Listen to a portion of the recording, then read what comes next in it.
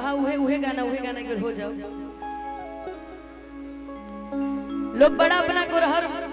मर्द पे गुमान करे लगी, हमारे पियावा गोर बड़े हानु तुझे वो गोराई को ना काम के कर हम ना बोला बाप रे बाप,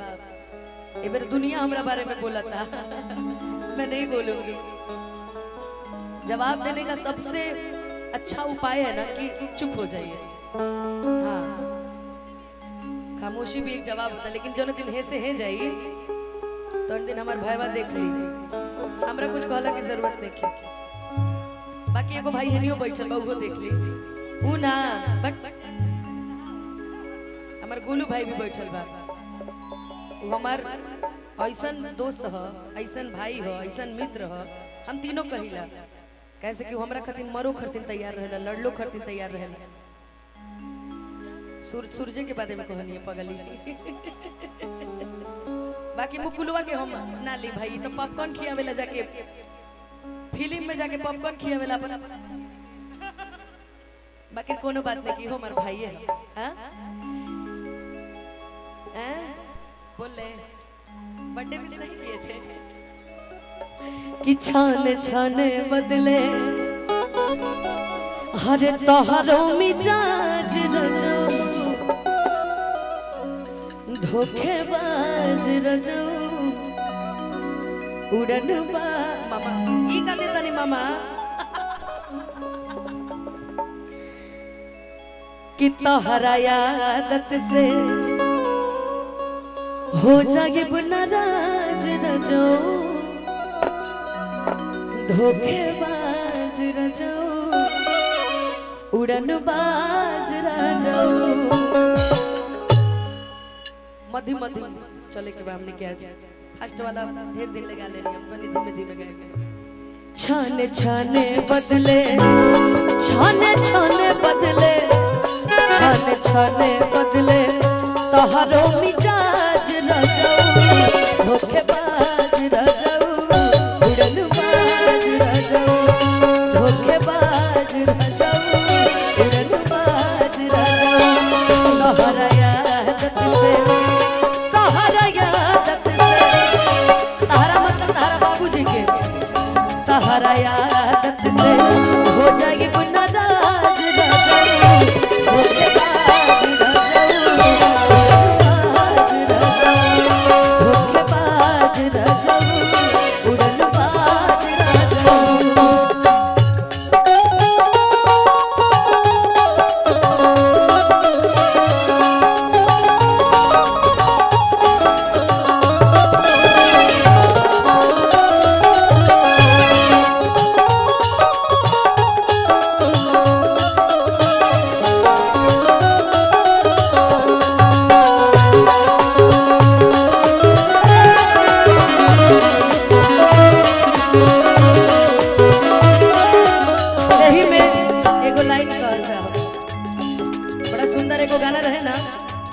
प्यार में तोहरा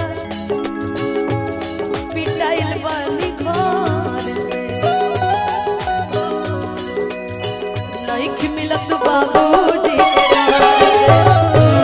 प्यार में तोहरा पिटाइल बानी गिर गईनी हम तो सब का नजर से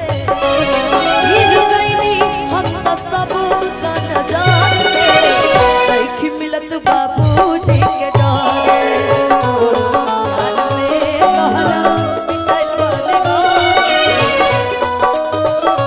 लेकिन सुदर्शन भैया बताओ हमरा सुदर्शन याद आवता हम बुझा रहा बाकी किनका चेला है। अच्छा जितेंद्र भैया विनोद भैया की तरफ से बा हमारे जितेंद्र भैया जितना आज हीरा बनी लो काहे कहीं अहिरे के सामने अहिरे के बारे में बुझिया मत कि हम पागल हई, हम संतोष पागल ना हई। लेकिन हमारे भाई बहुत प्रेम रउआ से बड़ा विनोद भैया रउआ से बड़ प्रेम करेला जितेंद्र भैया और रउआ दिल में रख ले बा। लेकिन एगो लाइन कहो ना ना भैया कवन कमी रहे हो कवन कमी रहे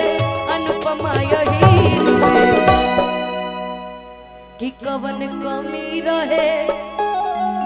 अनुपमा यही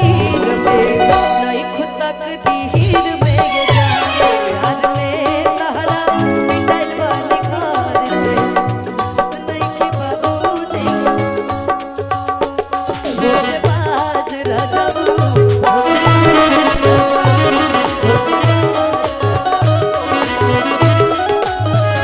भर भर के जिम्मा सैया हमारे कपाल देह में बदौलत ये ने चढ़ल बुखार देखो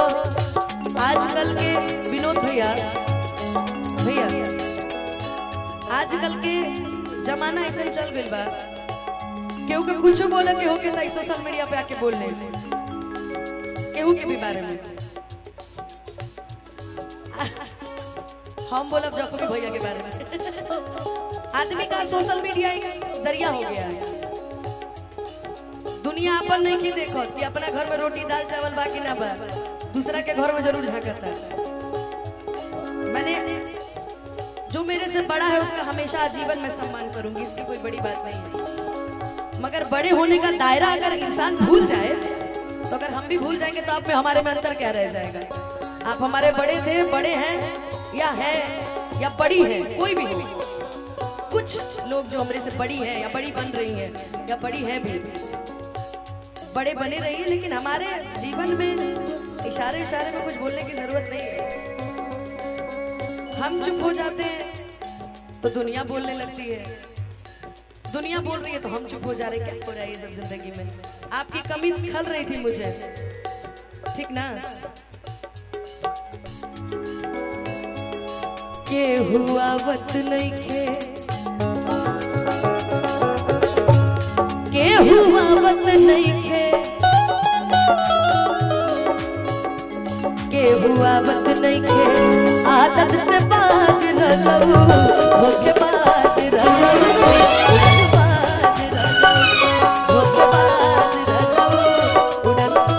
हमने